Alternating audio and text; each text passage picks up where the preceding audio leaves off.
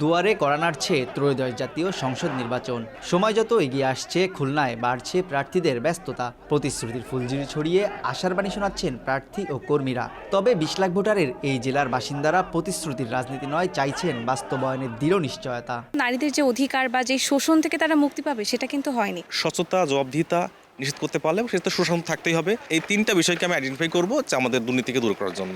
দেশের দক্ষিণের জনপদ খুলনা, উপকূলীয় এই জেলার বাসিন্দারা প্রকৃতির সঙ্গে লড়ছে যুগের পর যুগ। সুপেয় পানির সংকট, বেড়িবাঁধ ভাঙন, লবণাক্ততা, জলাবদ্ধতা, নাজুক যোগাযোগ ব্যবস্থা, শিল্প কারখানা বন্ধ হয়ে যাওয়া, কর্মসংস্থানের অভাব, পর্যটন শিল্পে কাঙ্ক্ষিত বিকাশ না হওয়া সব বিভিন্ন কারণে ৫৪ বছরেও কাটেনি এই জনপদে দুর্ভোগের গেলানি। জমি নাই, ছেলে মেয়ে নিয়ে, গরু বাছুর নিয়ে দূর একটা আছে যা, এই নিয়ে সবসময় আতঙ্কের ভিতরে তাই। পানি নিয়ে এই জায়গায় অনেক সমস্যা। এই একটা টিউবওয়েল ব্যবহার করি আমরা, নাইলে ১২০ ঘর। রাস্তার বর্তমান যে সিচুয়েশন, এই রোডে গাড়ি চলার মতো কোনো অবস্থা নেই।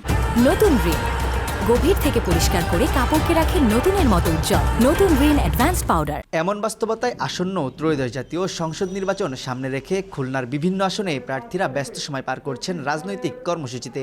বিশেষ করে বিএনপি, জামাত, এনসিপির প্রার্থীরা বৈঠক, পথসভা, গণসংযোগের মাধ্যমে ভোটারদের কাছে নিজেদের অবস্থান তুলে ধরছেন। এরই মধ্যে অধিকাংশ প্রার্থী সংগ্রহ করেছেন মনোনয়নপত্র।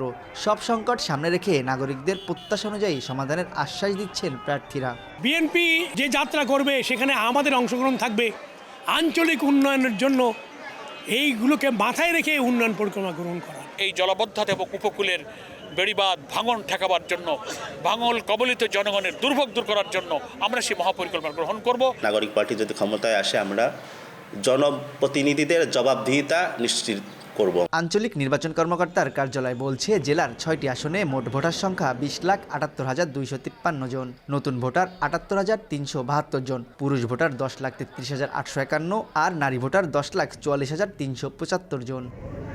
প্রার্থীদের কাছে বিভিন্ন প্রত্যাশার পাশাপাশি উপকূলীয় এই জেলার বাসিন্দাদের প্রধান দাবি সুষ্ঠু ও নিরপেক্ষ ভোটের নিশ্চয়তা।